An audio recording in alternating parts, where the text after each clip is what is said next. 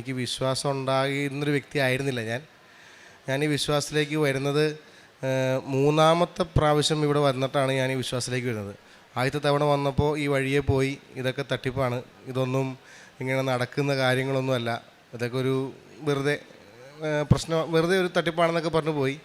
രണ്ടാമത്തെ തവണ വീണ്ടും ഇവിടെ ഇതിലേ വന്നു. ഞാനും വൈഫും അതുപോലെ തന്നെ എൻ്റെ ഫാദർ ഇൻ ലോയും ഞങ്ങൾ 3 പേരും ഇവിടെ വന്നു. അന്ന് ഇവിടെ വന്നപ്പോൾ 60 വയസ്സിന് മുകളിലേക്കുള്ള ആൾക്കാർക്ക് ഇത് ഉടമ്പടി എടുക്കാൻ സാധിക്കില്ല, അങ്ങനെ ഒരു ബോർഡ് കണ്ടു.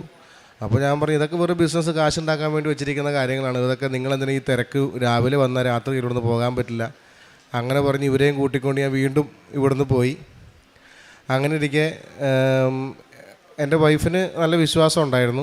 കാരണം ധാരാളം പല ആൾക്കാർ വഴിയിലൊക്കെ ആൾക്ക് പേപ്പർ കൊണ്ടു കൊടുക്കും, അതൊക്കെ വായിക്കും. ആളുടെ അനുഭവത്തിൽ ഈ കൊണ്ടു തരുന്ന ആൾക്കാർക്ക് ഉണ്ടാകുന്ന അത്ഭുതങ്ങളൊക്കെ പറയാറുണ്ടായിരുന്നു.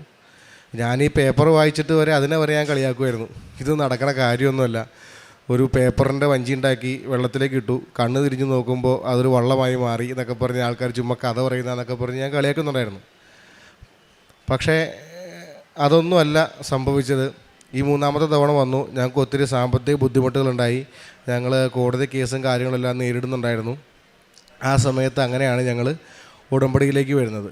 ഉടമ്പടി എടുത്തു കഴിഞ്ഞതിന് ശേഷവും എനിക്ക് വിശ്വാസം ഉണ്ടായിരുന്നില്ല. ഞാൻ പറയും നീ ഒറ്റയ്ക്ക് പ്രാർത്ഥിച്ചാൽ മതി, നീയല്ലേ ഉടമ്പടി എടുത്തത്, ഞാൻ ഉടമ്പടി എടുത്തിട്ടില്ലല്ലോ, ഞാനത് കൂടെ ഇരുന്നോളാം, ഞാൻ ആ തിരിയിലൊന്നും തൊടുന്നില്ല, എണ്ണയൊന്നും എടുക്കില്ല, അങ്ങനെയൊക്കെ പറഞ്ഞു പോയി. പക്ഷേ ആൾ പ്രാർത്ഥിക്കുന്നുണ്ടായിരുന്നു. അങ്ങനെ ഞങ്ങൾക്ക് ഉണ്ടായിരുന്ന സാമ്പത്തിക ബുദ്ധിമുട്ടുകളും ഈ കോടതി കേസുകളെല്ലാം ഞങ്ങൾ മാതാവിന് മുൻപിൽ കഴക്കിൽ വെച്ച് ഞങ്ങൾ പ്രാർത്ഥിച്ചു, ഉടമ്പടി എടുത്തു. ഞങ്ങൾക്ക് ബിസിനസ്സിൽ ഉണ്ടായിരുന്നു, എനിക്കൊരു ട്രാൻസ്പോർട്ടേഷൻ കമ്പനി ഉണ്ടായിരുന്നു. അപ്പോൾ അതിൽ ഭയങ്കര സാമ്പത്തികപരമായിട്ട് ബുദ്ധിമുട്ടിലാണെങ്കിൽ നിൽക്കുകയായിരുന്നു, കടമൊക്കെ വന്നിട്ട് എന്ത് ചെയ്യുമെന്നറിയാതെ. അങ്ങനെയാണ് ഉടമ്പടി എടുക്കുന്നത് തന്നെ. ആ ഉടമ്പടി എടുത്ത ഒരു 2 ആഴ്ചയ്ക്കുള്ളിൽ തന്നെ എൻ്റെ ഫാദർ ഇൻ ലോയും ഫാദറിൻ്റെ ഫ്രണ്ട് വഴി ഒരു പാർട്ടി വന്നു. ഇവർ ഞങ്ങളുടെ എല്ലാ ബാധ്യതകളും ഏറ്റെടുത്തുകൊണ്ട് തന്നെ ആ ബിസിനസ് അവർ ടേക്ക് ഓവർ ചെയ്തു. അത് ഞാൻ ഒട്ടും പ്രതീക്ഷിക്കുന്നില്ല.